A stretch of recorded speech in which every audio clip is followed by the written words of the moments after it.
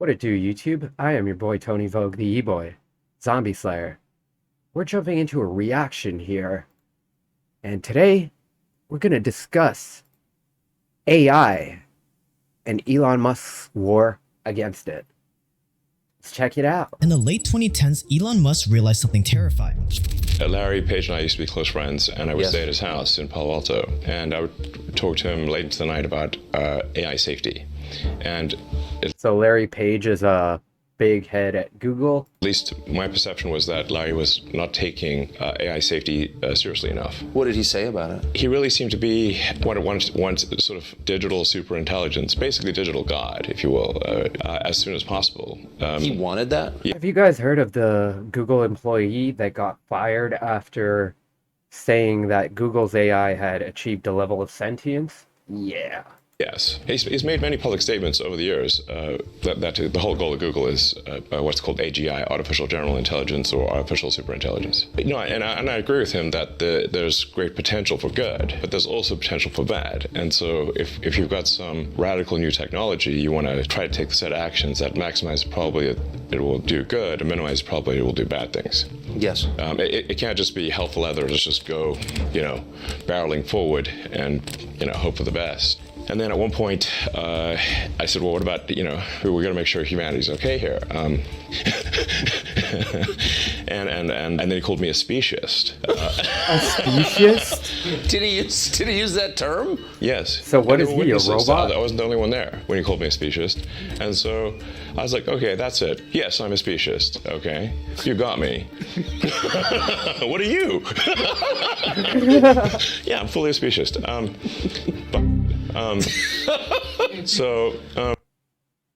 Man, Tucker Carlson, big deal, Tucker Carlson leaving Fox, and it's all over herd mentality, which we're getting a lot of lately. That was his last straw. AI, one of the biggest potential threats to humanity, was being monopolized by one single company, Google, which is headed by this guy who isn't a specious. At the time, Google owned 3/4 of all the AI talent on the planet, and no one was even trying to compete with them. In Elon's eyes, AI could be more dangerous than nuclear warheads. So if we continue down this path, Larry Page, the guy that clearly doesn't value humanity, may end up being the only ones in possession of these weapons of mass destruction. And that was the final straw for Elon. At the time, Google had acquired DeepMind, and so Google and DeepMind together had about 3/4 of all the AI talent in the world. They obviously had a tremendous amount of money and more computers than anyone else. So I'm like, okay, we have a unipolar world here where there's just one company that has close to a monopoly on AI talent and computers. That's goddamn dangerous. Like scaled computing, and the person who's in charge doesn't seem to care about safety. This is not good. So Elon brought together some of the top people in the world of AI and startups to create OpenAI. Elon wanted OpenAI to be the complete opposite of Google's. OpenAI would be open source, a non-profit. That is fully open because Google was closed for profit. So that's why the open in OpenAI refers to open source, transparency, so people know what's going on. Yes. OpenAI was founded as a nonprofit, and there are some very influential people at the creation of OpenAI who basically decided, Elon Musk and or Rick had the Stallman would feeling get our that ass along with the now. speed of AI, once we're going to hit AGI, which is artificial general AI, which is an AI that can do everything or anything that a human can do. Once we would hit that point, it would create a massive shift in society that we're not prepared for. This is Leor Sinclair, by the way. He's an AI researcher and the founder of AlphaSignal.ai, the biggest AI research newsletter. The initial idea of OpenAI was to create a nonprofit that would research and kind of safeguard the progress of AI. And so, Elon Musk was in there, Sam Altman, and some other famous AI researchers. And so it started like that, and everything was good. And at the beginning, it got around like a $1 billion funding from famous investors, from the Reid Hoffman, Jessica Livingston, and Peter Thiel, which for me was very interesting because I don't think that those people are known, especially to do, big nonprofit donations. So right when I heard that, my first reaction was like, oh, that's weird. Why would they give so much money to a nonprofit? OpenAI was supposed to be different. I'm normally in favor of for profit. We don't want this to be sort of a profit maximizing demon from hell. That's right. That just never stops. Right. OpenAI wasn't about making money, it was about ensuring that AI and humanity were on the same side. Quote, our goal is to advance digital intelligence in a way that is most likely to benefit humanity as a whole, unconstrained by a need to generate financial return. You know, I just got struck by a sudden fear for if I upload this video, can I use AI to generate the title? Because this video is kind of against AI, and that would mean Roko's Basilisk is very unhappy with me. Now, if you don't know what Roko's Basilisk is, I'm sorry, difficult to say. I mean, it's a cognito hazard that works in such a way that you're safe if you don't know about it. And you're safe if you tell others what it is. Maybe I should do a video telling all of y'all what Roko's Basilisk is, but then y'all would be in danger. Am I that kind of person? Stay tuned to this channel to find out. Since our research is free from financial obligations, we can better focus on a positive human impact, end quotes. Which is a very noble sounding cause. But then on the turn of a dime, everything changed.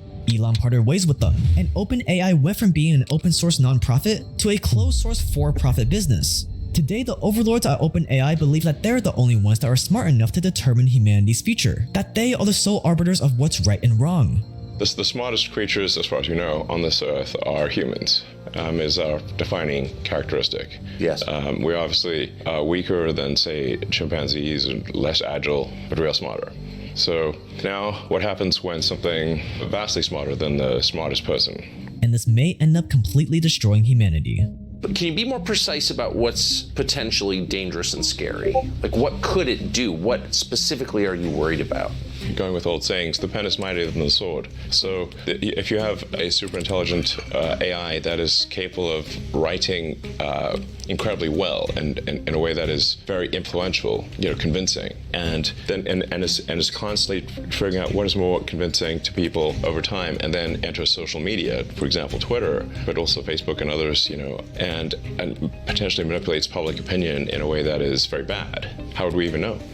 I mean, this is a huge deal right now. Like, manipulating public opinion is very dangerous. All the Trump hate and all of the social justice is kind of falling flat on its face right now, kind of showing us exactly where Chinese election interference has taken North America. And we have the same thing going in Canada with Justin Trudeau. So why would anyone not be a speciesist, be human-centered in his thinking about technology? Like, what's the thinking there? I think what he's trying to say is that, if I were to guess, that all consciousness should be treated equally, and whether that is digital or biological. And you disagree? I disagree, yeah.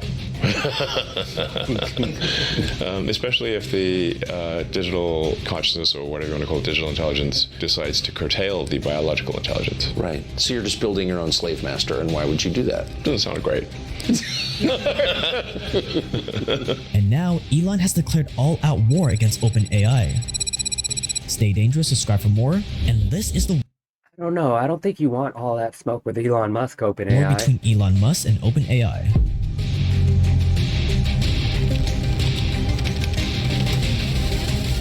I love how Jake Tran has been making more and more intellectual videos lately. Shout out to Jake Tran.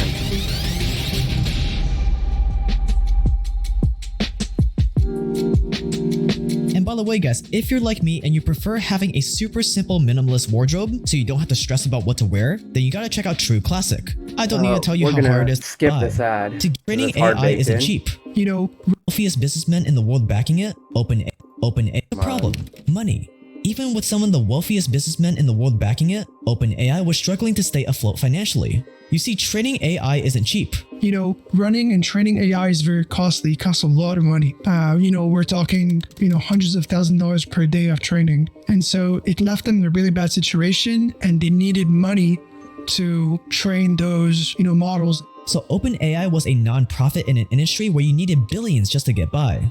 To give you an idea of just how much money you need, some estimates say that ChatGPT costs $700,000 a day to operate. A truly insane amount that might be a little challenging for a non-profit to handle. So how could OpenAI ever hope to compete with Google and their endless bank account while trying to stay as a non-profit? If something didn't change soon, OpenAI would eventually have to close its doors. By 2018, the non-profit started trying to make that shift. They were thinking about going for profits, but Elon wasn't into it. But let's keep that aside. Elon Musk joined, and then somewhere in around 2018, something big happened. And what happened in 2018 is that they released the first paper on large language models, and that was the initial version that would later become ChatGPT. That was in 2018, and so 2018 was a transformative year for OpenAI because from the beginning to 2018, they were working on music generation. They're working on AI for video games such as StarCraft and other games. But what happened in 2018 is they did that shift to going to large language models, and also Elon Musk decided to step out of OpenAI. And so it left OpenAI in a tough position because running and training AI is very costly. It costs a lot of money. We're talking hundreds of thousands of dollars per day of training. And so it left them in a really bad situation, and they needed money to train those what was Elon gonna models. do, foot the bill? Back in the days, Elon Musk promised $1 billion. After he stepped out, they had to find the money elsewhere. And that's where Microsoft came in, and they invested that $1 billion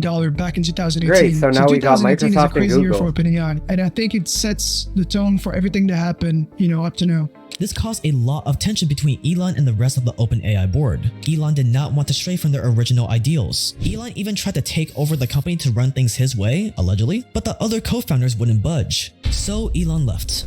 Back in the days, it was clear that it would be for profit. What I think could have happened maybe is that OpenAI had the money problem early and said, if we were to continue doing our research in AI, we're gonna need more money, and to do that, we might need to create a paid product or switch from non-profit to for-profit. At that point, I think Elon Musk must have said, I'm not in for that. I'm out. That was in 2018, and when he left, Elon took the $1 billion donation he promised to the company with him. Elon told the press that it was a conflict of interest because he was working on self-driving cars that used AI at Tesla, but the truth was Elon was biting his tongue. And now that Elon was out of the way, OpenAI was free to do as they pleased.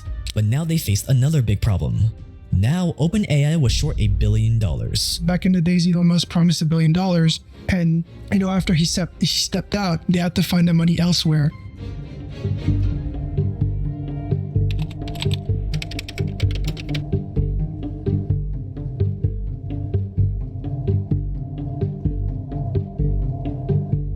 Losing Elon and his billions was a huge blow to the already struggling nonprofits, so they went for profits. And to soften the blow, OpenAI said they would implement a capped profit system in which the original investors could only receive a measly 100x their investments. I know, what a shame.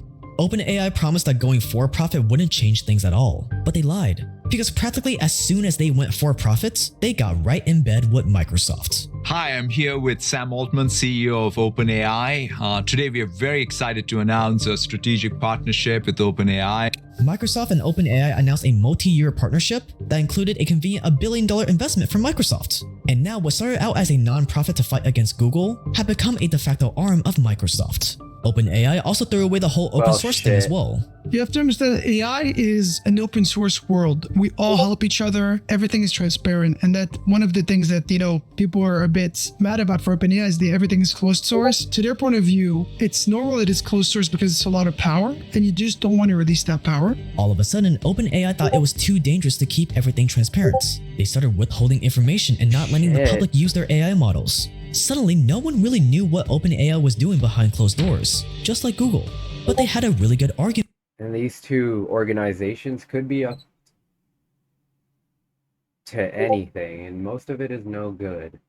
For closing things off. AI was too powerful after all. We can't just let all this power fall into the wrong hands by making it openly available. Since it's open source, it can be modified. And that's where the problem comes in. The problem comes in when you are giving power that is, adjustable to your needs. So now you have cybersecurity, not cybersecurity researchers, but more like hackers that can now use it to improve their code or to find vulnerabilities on a website. And who better to safeguard AI than us? I mean, we're obviously the smartest, most moral people in the room. So with the money in hand and the black box sealed, OpenAI catapulted to where it is today, as one of the most powerful and influential companies in America, worth tens of billions of dollars.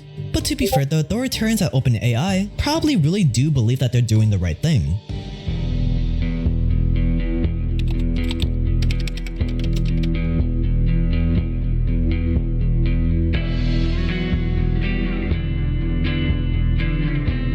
one of the most interesting fact about OpenAI is that Sam Altman does not have any share in the company. So I know that. yeah, it's kind of crazy. He's the CEO and he's not, he's not making any money off OpenAI. I guess it's just like reputational. And also, I'm sure he's giving himself a good salary, but he doesn't have any equity in OpenAI. So I'm not sure about the other co-founders like Ilya and Greg, but for Sam Altman, I know he has no equity in it. Okay, makes sense. I didn't know that. If that's the case, then you can pretty much assume that he actually really does believe in their mission and everything. Yeah, but it's very interesting because there's a lot of mystery around this, because you have to think about this. Sam Altman is a startup veteran. Okay, he was running Y Combinator. Sam Altman was a very respected person so that's in the a Silicon name Valley. in this game. And everything Silicon Valley screams for profit capitalism, right? And so you have to ask yourself, why did he drop everything? He had one of the best jobs in the world, and it wasn't an easy way to become a billionaire. But why did he drop everything to start OpenAI? Also, another co-founder of OpenAI was Greg Brockman, I think, and he was at Stripe, which is definitely for profit. So and the third person was Ilya. Which I believe he maybe have a higher purpose, because he's like an AI researcher with no higher purpose, kind of business or startup or capitalistic motive. And on top of that, OpenAI is making an effort to safeguard it. So what's cool at OpenAI is that even though they are the ones who are pushing the boundaries, they're also the ones safeguarding it, and that's super interesting. I don't see any company doing that. So OpenAI will release ChatGPT, and then right after that, they'll release a report saying what jobs will be impacted by it. And I feel like it's very honorable. It's a good thing they're doing. They're also partnering up with independent research lab to make sure that ChatGPT and GPT are, cannot run off by themselves and, clone themselves and just be independent. So they're doing a lot of things to safeguard it. But as they say, the road to hell is paved with good intentions. And with OpenAI having more power and influence than ever before, while actively training their AI to lie, Elon Musk decided it was time to sound the alarm one last time.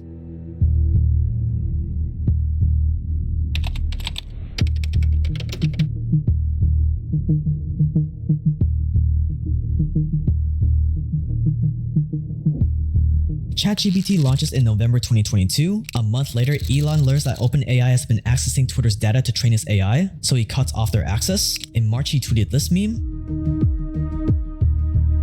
And then in early April, Elon Musk and others called for a 6-month pause in AI research. But this was more of a symbolic move to get eyeballs. Elon knew that there was absolutely no chance a pause would actually happen. Look, I think, is a pause realistic? It's not. Is it a symbol that might be, about the pause? And so it's an important symbol, I think, to the world. And the dangerous thing is we can't slow down AI development, because we have no idea what enemies of NATO nations, enemies of Canada, enemies of the United States, I kind of lump North America together there, are developing.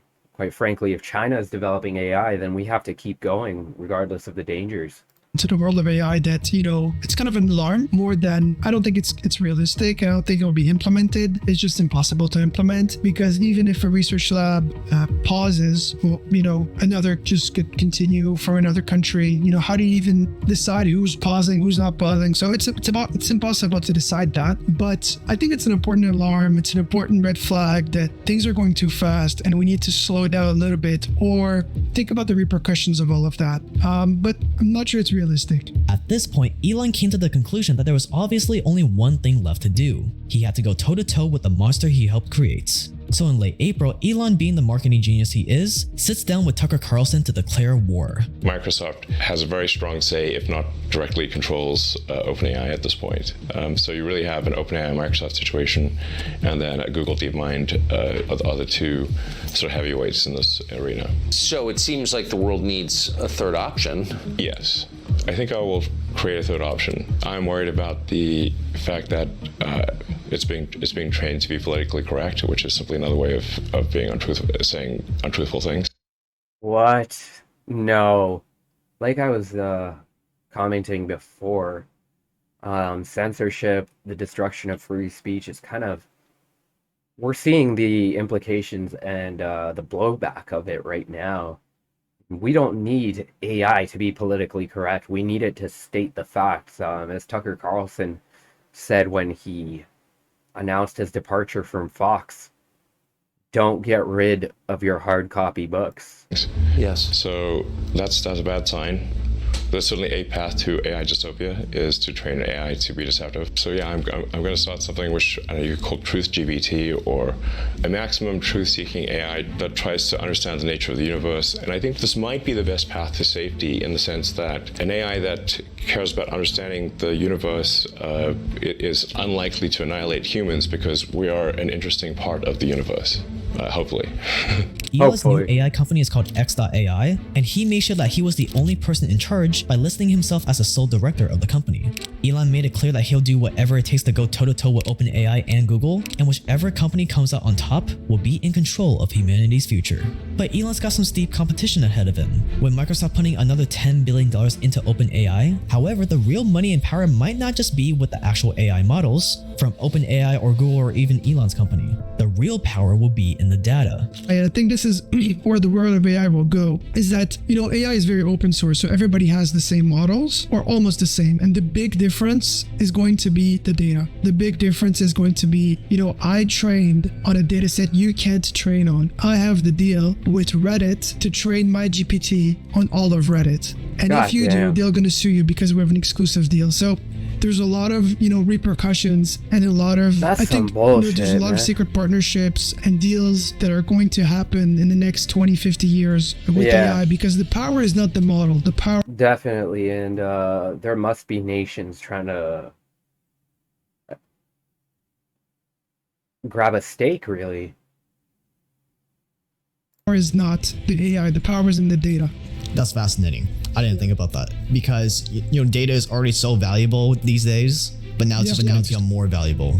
Yeah, exactly. Data is super valuable, and there's right now, in the last few months, there's a lot of controversies regarding Stable Diffusion, and Midjourney, and all these generative AI for art, and a lot of people are saying, they're ripping off artists without their approval, and they train those models on that, and we don't have any laws to prevent that. And it's very hard to say, was that illegal? Nobody knows, but maybe what's going to happen is that we're going to see a huge shift in the world of startups, where startups are going to have their monetization and business plan around the data they can sell instead of what the product does. So maybe the product is free, maybe the product is just attracting people to train data on, and so that's going to be a big shift that is going to happen in the next 10 years.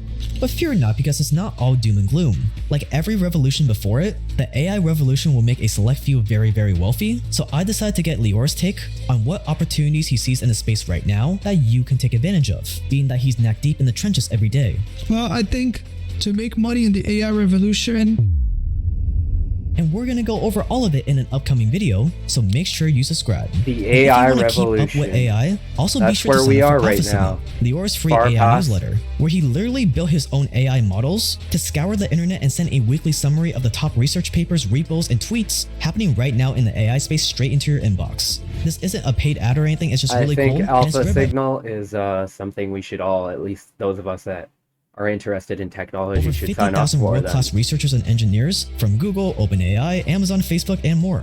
And you can sign up for free by clicking the square on the screen. Stay dangerous, and we'll see you in the next one. Well, what a video by Jake Tran. I mean, I was unaware of a lot of these facts. I've been kind of in the dark about AI and focusing on other things. But just this last month or so, I've been really getting into it and all the possibilities.